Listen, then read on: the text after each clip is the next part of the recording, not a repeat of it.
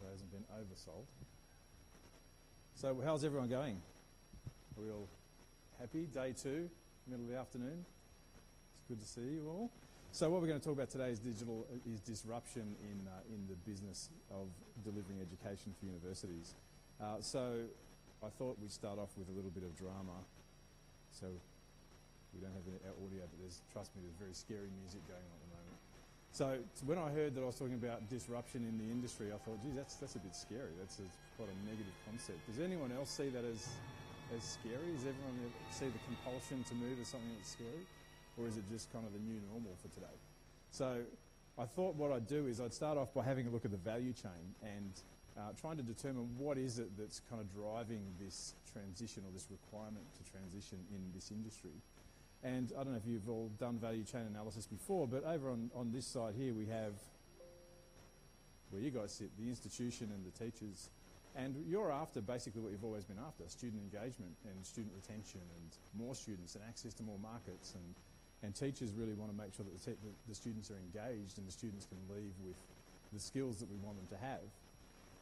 Where we're seeing a bit of a change is kind of here, really, mostly, for the students. So students these days, they don't want a one-size-fits-all solution to their education. So they're looking for something that's a little bit different. They also want experiences that fit in with their digital lives. And these guys have grown up with technology, so they're the kind of the digital natives that we've been talking about for a few years. And they want ease of communication, ease of collaboration, because they're very social. They bounce ideas off each other very easily and very quickly. Employers, they've also changed, because these guys no longer necessarily want a guy who's going to sit in the corner and do his job for 25 years and then pack up and go home with a gold watch. They're after people who can collaborate and really help to innovate business and move the business into new directions. So there's different requirements of what we're delivering when it comes to education. So we're going to talk about a few things today. We're going to go a little bit further.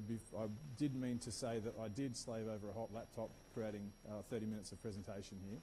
But I do have Jim Cook from Sydney University who's going to help us talk to some things later on. So I'm going to go through this at a fairly high level. Happy to talk to you afterwards if you need to talk about it, or happy to move on faster if you want me to move on faster. So what we have realised is that the world really has changed. The modern student is always mobile. They collaborate a lot. They collaborate early, they collaborate often, and they grow up on social networks. So they're after that instant feedback and that instant response to questions that they might have. So that's what they're looking for from their experience. When it comes to employers, what we're seeing now is that work being something you do and not a place you go, 60% of desks in a workplace environment are these days vacant. So there's less and less requirement to go into an office necessarily and work. You don't agree? No. You do? Okay, cool. And there's 6 times more co-working and collaboration spaces in the work environment. So there's kind of the whole work environment has now moved away from kind of battery hens to get people to collaborate more, because that's where the ideas come from. In terms of modern collaboration, it looks a little bit different. I don't know if anyone's been down to the Microsoft stand way down the end, right, way in the corner. You probably didn't even know it existed. We have a large 84-inch Surface Hub, which is the device on this display here. And this kind of represents what collaboration looks like today. We've got people on the other end of the line that we're collaborating with in real time with Skype for Business, and where this sort of device is really aimed about giving us the space for idea generation and collaboration and sharing. So PCs, and we've all grown up on PCs, they've given us amazing efficiencies in terms of creating data and consuming data. This is kind of, for us, this is the next big thing. This is giving us a new way of collaborating and sharing and getting that ideation happening. Modern content is also created on a multitude of devices. It's stored in a multitude of cloud services, and it's shared in a multitude of ways. And a lot of collaboration is actually done by, over here, we can see chat services. So people are just kind of using whatever tools that they can get off the shelf to enable that collaboration, and we need to enable these people to collaborate in that way. And they're also more mobile than they've ever been. So everything's cloud enabled, devices are more portable, the connectivity is more ubiquitous. So that's the way the world is today, but the reality of higher education today is that most students drift through. They don't feel as though they're particularly well engaged in some cases. A third of students transfer to other institutions, and this is a US number, over 400,000 students drop out before graduating.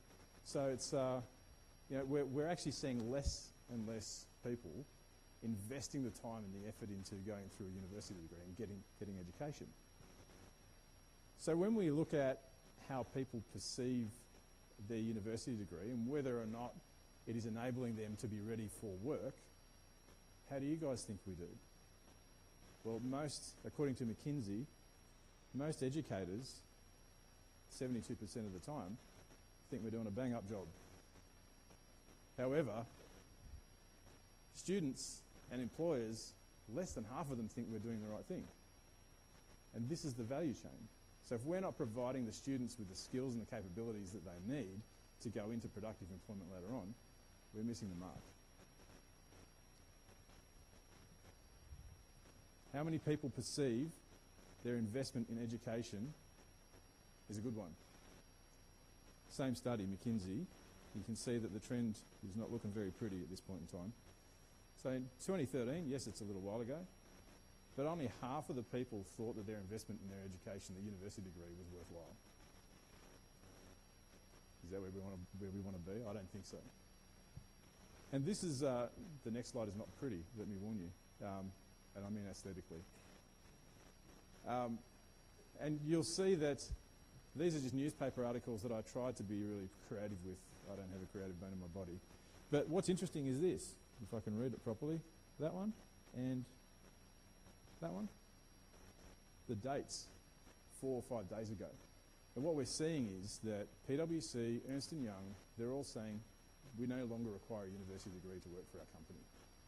That was kind of the ticket to the dance, I guess, a lot of the time. So if these guys are no longer requiring that, and on top of that, for anyone who comes from Australia, the budget announcement last week, university fees are going up. The period to repay that is getting shorter. What we're seeing is an increase from a student perspective in their direct cost, an increase in their opportunity cost, increase in their life complexity and their stress, but they're seeing a lower requirement from an employment perspective. Do I really need to bother? They're seeing a lower engagement, as we said before. They're not seeing the information and they're not sort of getting that fulfillment that they used to. And they're seeing a negative lifestyle impact, which begs the question for me, are we about to be Ubered? Substitute business, substitute ways of getting those skills, potentially. So, to the meat of the conversation, 6 critical technology conversations for higher education. First, funding growth and innovation. So, IT funding to sustain core services and doing more with less. We all want to do more with less. IT can help us do that. Teaching and learning. So, are we able to change the way we teach by adopting IT to make sure that we can deliver what students are looking for? Online learning. Does it give us access to more markets, more people, more funding, potentially? And competing for students. Differentiation and attracting internationals. Obviously, it's a huge growth area. How do we use technology to leverage the information, the stuff that you guys sell, and get it to the people who need it?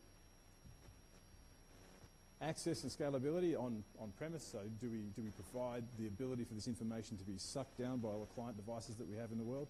And privacy and security management. So the guts of this conversation is going to be about 3 things. There are many, many things that we can talk about, but I'm going to touch on 3 tools that are going to help us in this disruption conversation. Analytics, some teaching and learning tools, and devices. Who here is using analytics? Reasonable.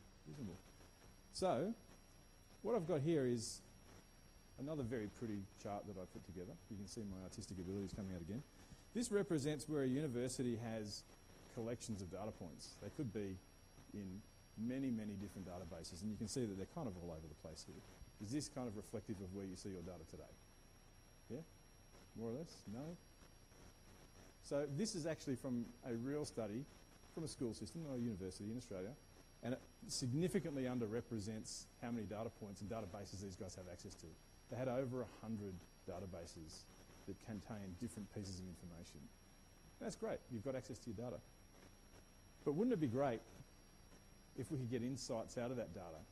Can you imagine if we could have a look at this information and say, you know, when do students fail due to class scheduling? In order to know that, we might need to know where the student lives, where their classes are, when they're scheduled for, what the results are. What about whether the age of the teacher impacts the student performance? We would need to know potentially HR. We would need to know the timetabling again. We would need to know academic results. So what we're seeing is that where you've got discrete pockets of information, that's great for you to go in and have a look at information that's relevant to that specific area. But there are insights that can be gathered when you get access to all of this information. So we see insights as a journey. First thing we do is we generate reports. We go into those databases and we say, right, we have a concept, we have an idea as to what happened. Let's go back into those data points and look at it and try and work out what did happen exactly. The next part of this insights journey is to create interactive dashboards. So if we get interactive dashboards that potentially dip their fingers into a lot of those different databases, can we then drill down and work out whether or not this outcome over here affected that result over here?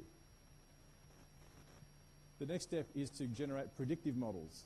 So instead of looking backwards now, we're looking forwards. So can we, with the passage of time, can we look at the way these data points will interact and then predict what might happen? So if a student is living 5 k's away or 10 k's away and they come in by train, we schedule a class at 9 o'clock at night, is that going to be detrimental to their performance? Who knows? Right, so we could build predictive models. And then we can generate recommendations and automations. So our theory is that, actually I'll go to this slide first. So the learning cycle and analytics is very similar. It's a very, very traditional model. So you collect data, you analyse the data, and you identify the best learning activities. You give continuous visibility on that performance to an expert who can help guide the student. You then test again, and it's a cycle. So our position is that the quicker we converge our data into the cloud and into the Microsoft Intelligent Cloud, if we were to have our own way, it could be any cloud, potentially. But the quicker we get into the cloud and get access to all those data points and then run an intelligent cloud over those data points, we can start to see those analytics and we can start to be able to predict outcomes. As opposed to, this is a stopgap measure. It's very complicated, I agree. But this shows how we can even access data points that are in different cloud services, that are on premises, that are kind of all over the place. We can still pull all of that information into the cloud and we can still give them analytics. So it is a long journey. Now, what I'm going to show you here is an analytics dashboard, again, for the same school system that I mentioned before. And just quickly, okay, this is what a dashboard looks like. This is not a real interactive dashboard. This is a PDF file. But you can see here that this has got HR information. It talks to how many staff we have on board. It talks to how many open positions we've had and how long have they been open. But I find this sort of stuff interesting. So by year, how much experience do people typically have in terms of teaching experience? Does that help us to analyse the performance of those classes over time? Then you've got things like pastoral care notes. This is really important because if a teacher, this is again for a school system, but if a teacher perceives that there's a problem at home, they can make notes on that, and that could theoretically be brought up through drilling down into a dashboard. Sentiments, live sentiments. So if you've got access into things like social media, you can see whether or not people are frustrated or upset or unhappy with the content that they're being presented. So you can see that at-risk students, how many of these students are going to withdraw? And looking at the data points that you can see on the right-hand side here. So the aggregated risk, you can look at their exams, their assignment performance, and you can sort of start to predict that if people start to tail off for whatever reason, then the chances of them withdrawing are greater, and that enables you to sort of intervene and help that student so you can retain them, which is a pretty important part of university life in particular. So special needs. So you can see that, and we're happy to show you this information later, but you can see that this dashboard for this real school system accesses their finance information, their student information, their performance and results, and so on. Right? So that's a dashboard which we can show you Jim actually has an interactive dashboard, which I wasn't familiar with, but he can show you that later on. If you want to, you can actually drill down and really get to the guts of problems. Okay, moving on to some tools now before we start talking about devices. So, who's been to a Microsoft presentation in the last 5 years?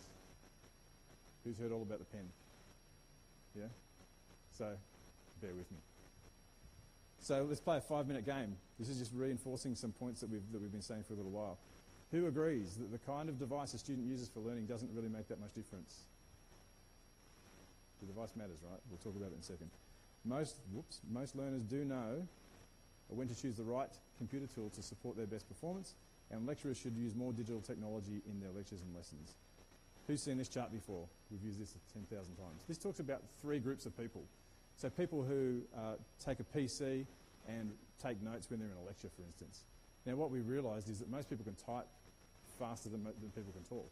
So they tend to take verbatim notes. So they're listening, it's literally whatever they're hearing, they're putting down, and they're not reprocessing it at all. Then there's another group of people which is called laptop intervention, which are when we force people to listen to the content and rethink about it and put it down in their own words. So they're having to process it. And then there's a third group of people who are using longhand, digital ink. This is from the Oppenheimer study. So this is an external independent study. And this breaks it up into two types of content, factual content and conceptual content. In both cases, you can see that those people who are using the laptop with no intervention performed worse. No doubt about it. In both cases, you can see that those people who performed with longhand performed better, whether it be factual or conceptual information. And for those people who were forced to reprocess it with a laptop, for factual, yes, they had to think about it and they had a slightly improved result. But for conceptual, if you're trying to conceive a new idea, how many people sit there and type it in a Word document? Most people pull out a pen or a whiteboard and they ideate with an analog tool. And that's what these are all about. To reinforce those points, hypothesis generation, non-linguistic content, a number of ideas are all significantly improved when you use a digital pen. So it really helps people understand the content that we're trying to deliver. Linguistic content, because again it's very verbatim, is a keyboard is a fine tool. So interfaces matter far more than we ever thought. Is the point that we're pulling out here.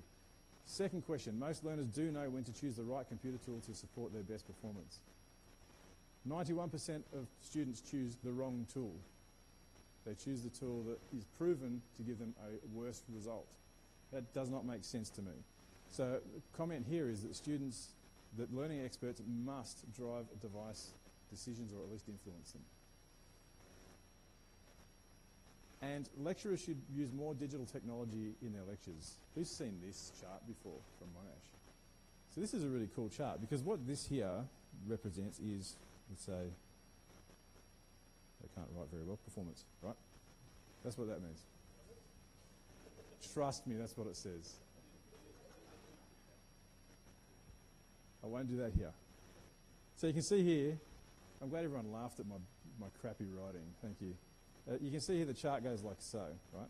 And what this shows is that back here in the 1990s and around this period here, what lecturers used to do is use an overhead projector, and they'd put something on an overhead and they would notate on it, and they would explain what they were talking about as they were talking about it. So what happened when we get into this period here is that the advent of kind of digital content became much more readily accessible. So lecturers at Monash University started to just give the digital content to people, and they saw that the performance of their students started to decline. When they realised this, what they decided to do was do exactly what I'm doing here, and that is enable digital ink. So they now have a policy whereby no more than 40% of a slide's content can be created before they're presented, so that when you're presenting it, it makes people think about it. And we know that that works because, as I rub this out, you'll now be able to explain this chart better than if I just gave it to you. So we know that that's effective. I can see Jim looking at his watch. Is she virtual or is she real? Really, really super quick. Sorry. Super quick, bots. I'm going to talk really quickly about bots. What this shows is in the 1980s and 1990s, people actually went out to find information and they'd go to websites and they'd search it. In the 2000s, people started to use social media and they would receive information through social media. What we think is the future is bots, which is an intelligent platform that sits in the cloud and is conversational and allows students to interact with information and content on the platform that they're most comfortable with. So it enables us to really accelerate productivity tasks. It enables us to expose your resources in your services very easily, reaching students, whatever device they're using, and improve the student experience. So the Department of Human Services are looking at using bots, and we think that these are the types of experiences that people might be able to use them for. So student orientation is a really good thing because a lot of people will drop out because they feel uncomfortable in the transition to university. You can imagine if you had access to all those different databases that I spoke to before, and a student could pull their phone out of their pocket and say, where is my next lesson? It could look at the timetabling, it could look at the person's information, it could look at the, where they've got to go, the map, and it can actually give them a response. It makes it really easy for people to get information. I'm really hurrying through here, but I'm happy to talk to this later on. So this is an example of someone taking an FAQ document, sticking it into this intelligent cloud very easily and very quickly, and then it turns into a conversational interaction, as you can see here. Literally someone just saying, hey, what's the deadline for application? And it gives them the answer, as opposed to them having to go and find that information. That is part of our intelligent cloud, which is the cognitive services platform and the bot framework. And I'm going to jump straight into the cognitive services really super quickly because I think this is the coolest thing in the world, aside from what Jim's about to talk about. So this is a bunch of APIs that we have available. Vision API, Speech API, Language API, Knowledge API, and Search API, which gives you access to this kind of perceived intelligence. Best way to explain it is just to jump straight into this video. And this shows, it's not playing. Oops. Give me a second. So what this shows is, this is a recorded video call, and you can see that there are 6 people talking, and you can see the heads over on the right-hand side, and you can see on that little timeline where that person was talking and how engaged they were as part of this conversation, and for what percentage of the time they were talking. Now I'm clicking on transcript here, and you can see that this conversation is automatically turned into a text transcript, which is really cool. Because you'll see in a tick, what it allows you to do is change the language. And again, all of this is doing more with less. Record a lecture, have it available to students. And students, if they happen to be international students, if they want to listen to it in Spanish, you'll be able to see that in a second we change this to Spanish. And they can get access to that information in their own natural language. That's Spanish there. In a second, there we go. And you can see that it's actually attributing what's being said to the person that's saying it as well. 2 more seconds on this. And that shows you that, let's move forward here. Those keywords down the bottom, that is automatic meta tagging. So if a conversation or if a word is spoken more than X times in Y number of minutes, it automatically gets meta tagged, and the user can then click on those meta tags and hear that part of the conversation. The final thing that I want to show you as part of this cognitive services speech API is search. So I'm actually typing in Raspberry here, and it will actually pull up all the instances where Raspberry was brought up in the conversation, whether it be on a slide, so whether it be a piece of text, or whether it be something that's spoken about. So that, to me, blew my mind, and I thought if lectures were recorded and I had access to this information, instead of listening through a 2-hour lecture, I can actually go straight to the piece of content that I'm really interested in. The third and final thing we're talking about is devices. I'm going to go through this really super quick. We have created 4 complete categories of devices. So if you're not using a Surface, Surface is the best device to use a pen with. So OneNote allows you to interact naturally with a pen. Surface Studio is that beautiful creation device down the end. I encourage you to go and have a look at it. And the Surface Hub is an amazing collaboration tool. The final one is HoloLens, which is my friend Jim with a virtual girlfriend. Yes. Yeah? And a real one. Cool. So, no, Jordan, you can wear that. And we'll pass that around as we go. There are actually holograms in the room right now. We've placed a couple of holograms out that are educational experiences that we're actually using in classrooms at the University of Sydney. Now, I think you've got some questions for me, which I will answer in 6.5 minutes. Good. Less, probably. All right, let's go. Cool. Okay, so can you tell me why you, it's very natural, isn't it, why you decided to purchase a HoloLens? And I what was can the tell you potential? why I decided. No. Thank you, Jim. So if anyone's been following the innovation in learning and teaching stream, you'll know that the science is in. Virtual reality, augmented reality, mixed reality does engage students better, and better engaged students mean better student outcomes, and we retain them. Hopefully that little graph that we saw before stops going down. We were at THETA in 2013, where we were presenting on Connect, and then we were at THETA in 2015, where we presented on the brain computers. This is actually the next logical evolution for us in the tech lab at the University of Sydney, because this allows us to combine that visualization situation with the data capture of the Connect. Cool. I had to rush through that. Excellent. Going quick. Has it met your expectations? Yes. So we had a little bit of trouble when we started out.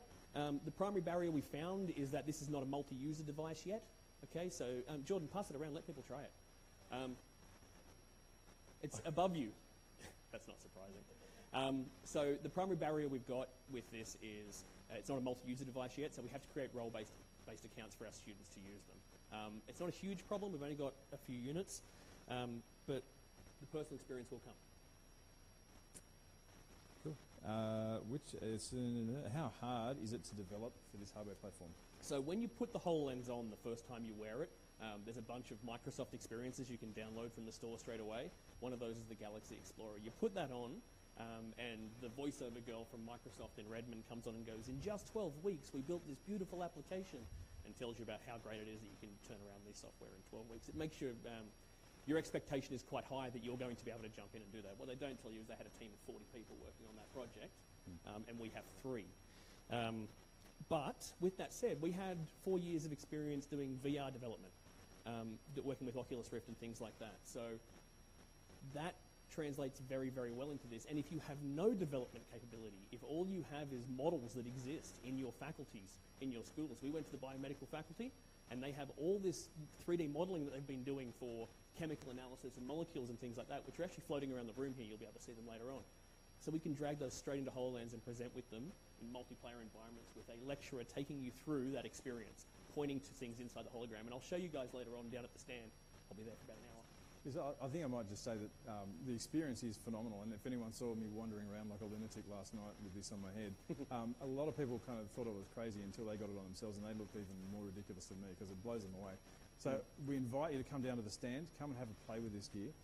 Final question I'll ask you is, where do you see this going in the future, and which faculties are most interested in it? Yeah, so we have a lot of demand today. We actually have more demand than we can develop for. The big ones are obviously biomedicine.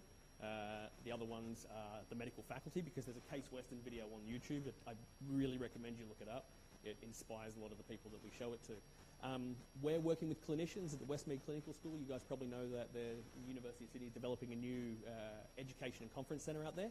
And we're actually working with clinicians about putting this into oncological surgery spaces so that they can teach their students about what tumours look like in 3D, how they position themselves in the body in real surgical situations.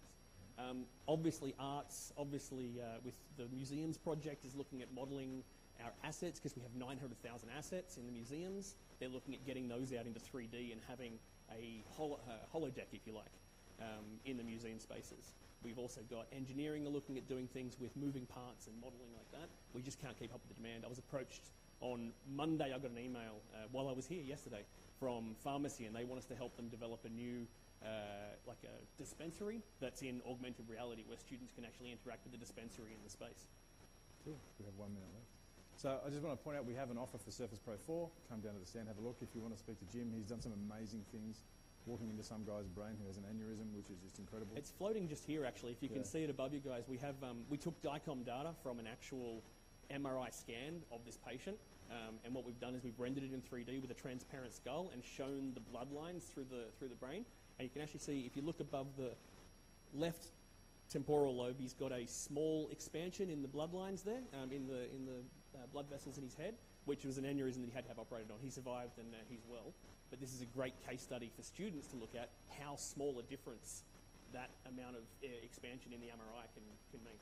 Yeah, and fantastic. walking inside his head's cool. Yeah.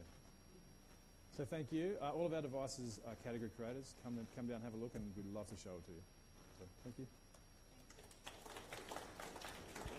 You depressed me a little bit with the